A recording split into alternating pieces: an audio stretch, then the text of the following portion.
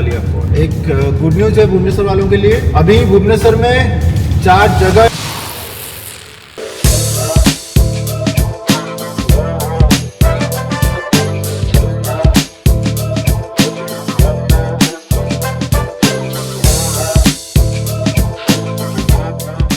Hello everyone, जय Jagannath, welcome to vision Bharat channel. तो दोस्तों, मैं एक सवाल बार बार सुन के परेशान हो चुका हूँ कि विजन भाई, आपका बिजनेस क्या है? आप क्या करते हो? आप पैसा कहाँ से लाते हो? आपने कैसे क्या स्टार्ट किया था बिजनेस? तो देखो भाई, मैं ऑलरेडी अभी 2-3 पॉडकास्ट मैंने कंप्लीट किया हुआ है, तो आप यूट्यूब में सर्च करके देख सकते हो मेरे पॉडकास्ट में। तो उसमें सारा कुछ डिटेल्स मैंने अपने बारे में बताया है, कैसे मैंने स्टार्ट किया था बिजनेस, कैसे मैंने अपना एंटरप्रेन्योरशिप जर्नी स्टार्ट किया है, पूरा सब कुछ। और फिटनेस इंडस्ट्री में मैं कैसे घुसा वो भी मैंने बताया है।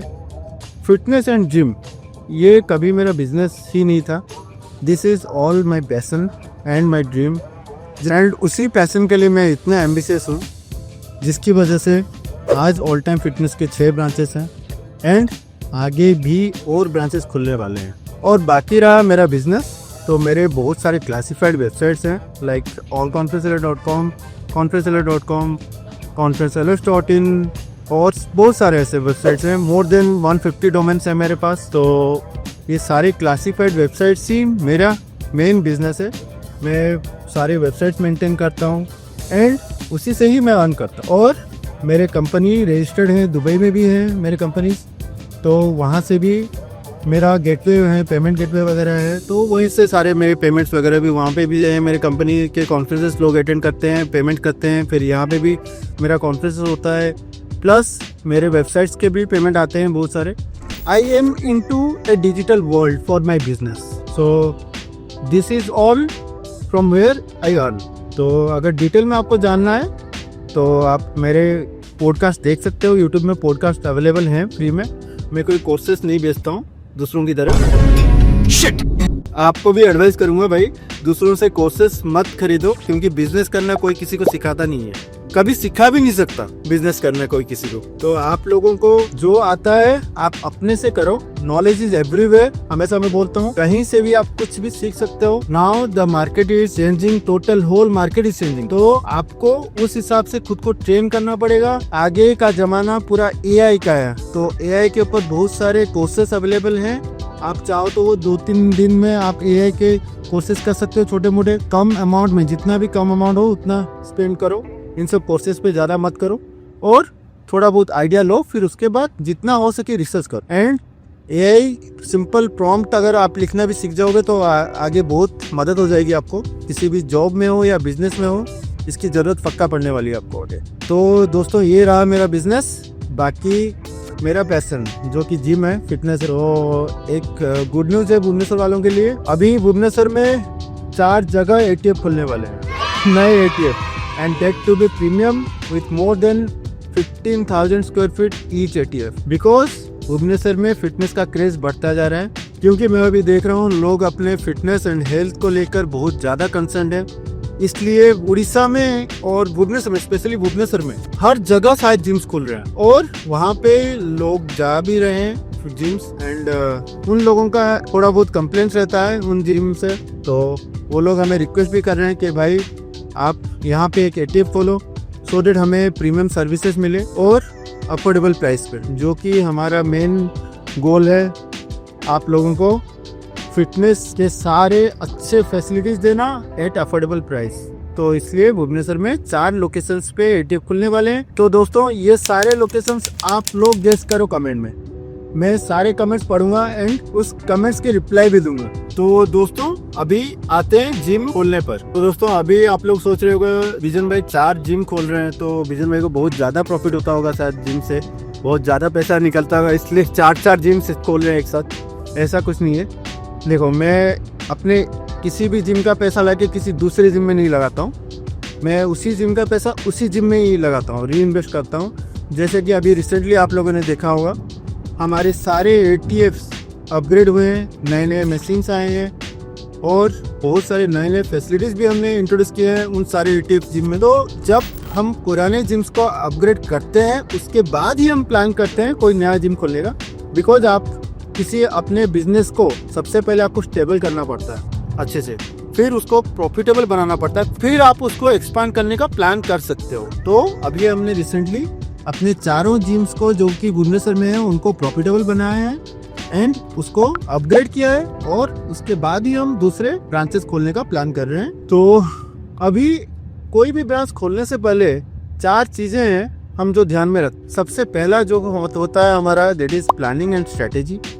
तो हम कोई भी जिम खोलने से पहले प्लान करते हैं अबाउट द लोकेशन। तो लोकेशन कैसे होता है भाई, that is about the market research. तो हम किसी भी जगह पे देखते हैं वहाँ पे मार्केट रिसर्च करके कि क्राउड कैसा है उस जगह का, लोगों का रिक्वायरमेंट क्या है, वहाँ पे स्ट्रेंथ ट्रेनिंग चाहिए लोगों को या ग्रुप क्लासेस चाहिए लोगों को, वहाँ पे किस एज ग्रुप के लोग रहते हैं, उनका स्पेंडिंग कैपेसिटी क्या है। तो ये सब चीज़ें हमारे प्लानिंग एंड स्ट्रेटेजी मैनेजमेंट में ही चला जाता है। तो इसको मैं बैठ के अपनी टीम वालों के साथ भी करता हूँ डिस्कस, एंड मैं खुद भी, मेरा पीआर टीम भी है, दैट इज डिजिबूस्ट सॉल्यूशंस। तो वो हमारा सारा पीआर मैनेजमेंट करता है। तो हम डिजिबूस्ट सॉल्यूशंस को, अगर कोई लोकेशन हमें आता है हमारे ध्यान में या कोई हमें रिकमेंड करता है, तो हम वो लोकेशन सबसे पहले हमारे पीआर टीम को देते हैं, उनके साथ बैठ के डिस्कस करते हैं, एंड देन हम उसके बाद उसको कंफर्म करते हैं कि हाँ भाई चलो इस लोकेशन में सही से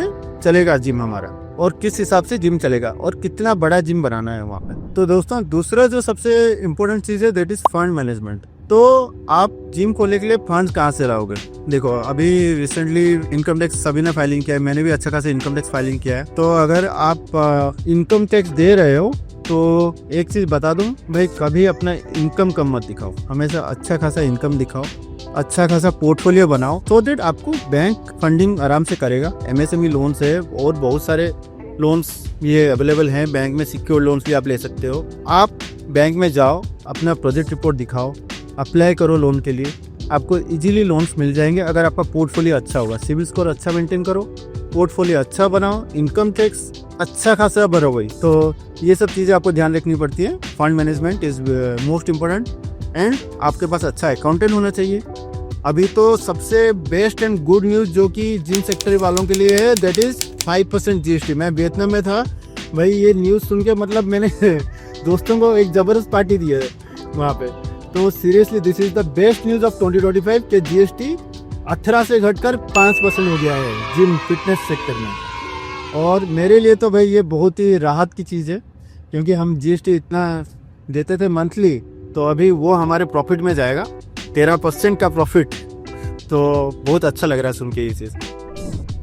मैं एक्चुअली दोस्तों को भी बोलता रहा कि भाई सबसे बड़ा प्रॉब्लम है मेजर जो जिम सेक्टर में मैं फेस कर रहा हूँ, that is the GST of 18%। तो अभी ये 5% हो गया, मेरे लिए बहुत बड़ी राहत है। तो आप लोग भी कमेंट में बताना आप सबको अगर किसी चीज़ में GST कम हुआ है एंड आपको उससे अच्छा फ़ायदा मिला है तो कमेंट में बताना। तो दोस्तों अभी फंड मैनेजमेंट के बाद जो तीसरा सबसे इम्पोर्टेंट पॉइंट है, that is marketing and promotions. आजकल के टाइम में this is the most important in any business. Marketing and promotion भाई ये आपको पीक पे लेके जाएगी अगर आपका मार्केटिंग स्ट्रॉन्ग हुआ तो। जितने भी कंपटीशंस हैं आजकल, बहुत सारे कंपटीशन हैं, हर बिजनेस सेक्टर में कंपटीशन है। तो अगर आपका मार्केटिंग एंड प्रमोशन स्ट्रॉन्ग होगा तब जाके आप अपने कंपटीटर से ऊपर रहोगे और आपको उतना बेनिफिट भी मिलेगा। लोग बोलते हैं ना डिजिटल मार्केटिंग से क्या फ़ायदा होगा, भाई डिजिटल मार्केटिंग से ही फ़ायदा होगा। आज के टाइम पे this is the most important. मैंने खुद देखा है, tried and tested, digital marketing is the best way to showcase your business to your clients. तो आप डिजिटली उनके पास पहुंच सकते हो और इसमें कम खर्चा भी है। तो पहले जैसे हम ऐड चलाते थे, फिजिकल मार्केटिंग होता था, लोग जाते थे, लिफलेट्स बांटते थे, तो डिजिटल मार्केटिंग में तो कम खर्चा बहुत कम है, तो इससे फ़ायदा भी बहुत ज़्यादा है। तो आपका एक मार्केटिंग टीम और प्रमोशन टीम स्ट्रॉन्ग होना चाहिए। तो वो तो हमारे पास है, thanks God, by God's grace we have Digiboost solution, जिसकी वजह से मतलब हमारा मार्केटिंग भी अच्छा है एंड प्रमोशंस भी बहुत अच्छा हो रहा है ये टाइप का। तो अभी हम कोई भी ब्रांच खोलने से पहले हमें सेकंड थॉट हमारे माइंड में आता नहीं है कि भाई कैसे उसको मैनेज करेंगे, तो सब कुछ हमने डिजिबूस्ट के ऊपर ही छोड़ दिया है। तो वो अच्छा खासा मैनेज भी कर रहे हैं पूरा everything. And the last but not the least, तो इसको आपको स्टार्टिंग से प्लान करके रखना पड़ेगा, that is management and operations. देखो कोई भी बिजनेस है ना, उसको चलाने के लिए सबसे पहला चीज़ है मैनेजमेंट। आपका थॉट प्रोसेस कैसा है, उसके बाद आपके थॉट प्रोसेस से मैच करते हुए आपके पास टीम मेंबर्स हैं कि नहीं। अगर आप ग्रो करना चाहते हो फ्यूचर में, आपके जो जो ड्रीम्स हैं उस हिसाब से आपके पास प्रॉपर टीम भी होनी चाहिए जो आपके लिए काम करे और अपने लिए भी। देखो, ग्रो बिजनेस करेगा तो वो लोग भी करेंगे, तो ये थॉट उनके माइंड में होना चाहिए कि भाई हमें बिजनेस को ग्रो करना है, उसके साथ ही हम ग्रो करेंगे, बिजनेस के साथ ही हम ग्रो करेंगे। ये ग्राफ एक साथ ही चलता है, ठीक है। तो आपके पास टीम स्ट्रांग होनी चाहिए, तो मेरे पास वो स्ट्रांग टीम है और टीम लीडर भी स्ट्रांग है। एंड हमारे जिम लाइन में अगर मैं बोलूँ, हमें 3-4 टाइप के स्टाफ चाहिए होते हैं। जैसे कि ट्रेनर्स अच्छे चाहिए, सर्टिफाइड ट्रेनर्स, वो हैं हमारे पास, अच्छा खासा लाइनअप है सर्टिफाइड ट्रेनर्स का।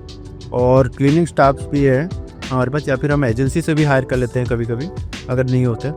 देन हमारे पास अच्छा खासा फ्रंट ऑफिस स्टाफ है और बाकी बैक एंड स्टाफ जो कि हमारे ऐप्स वगैरह सब मैनेज करते हैं, सारा ऐप हुआ, वेबसाइट हुआ, तो वो स्टाफ भी है हमारे पास अच्छे खासे। बाकी हम थोड़ा बहुत है ऑपरेशंस, वो सब ऐप से मैनेज कर लेते हैं। और व्हाट्सएप ग्रुप्स है हमारा, तो उसमें भी सारा रिपोर्टिंग वगैरह सब कुछ हमारा उसी में ही हो जाता है। तो ये सब चीज़ें हैं जिनका हम ध्यान रखते हैं कोई भी ब्रांच खोलने से पहले, और इन सब चीज़ों को प्रॉपरली हम रेगुलर बेसिस पे पूरा अपग्रेड करते रहता है। तो दोस्तों, आप लोग अगर कोई भी बिजनेस स्टार्ट करना चाहते हो तो इन सब पॉइंट्स का ध्यान रखना एंड जमकर मेहनत करना, अपने बिजनेस पे फोकस होके जमकर मेहनत करना, और मेहनत कर रहे हो तो उसके साथ एंजॉय भी करना। चलो, उसी के साथ दोस्तों मैं आज का ब्लॉग खत्म करता हूँ। बहुत जल्दी आपको हमारे चारों लोकेशंस के पूरे डिटेल्स के साथ ब्लॉग लेके आऊँगा, और ऑलरेडी हमारा पटिया का स्टेशन का काम चल ही रहा है, तो उसका भी मैं सारा डिटेल्स अपडेट करूँगा। तो उसी के साथ आज का ब्लॉग ख़त्म करते हैं। Stay fit, ride safe, live life king size.